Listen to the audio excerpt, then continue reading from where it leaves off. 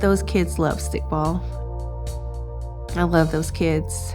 They all call me Mom, so I have about 12 kids running around on the field yelling Mom.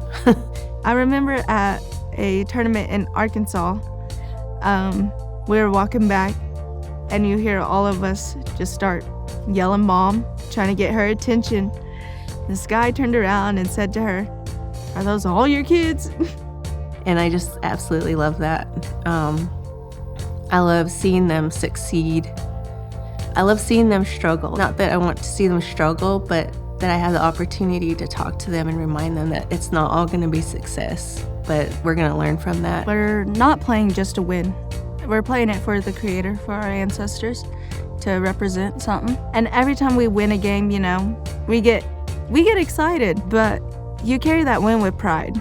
It's a really great feeling to win a stickball game with your whole team.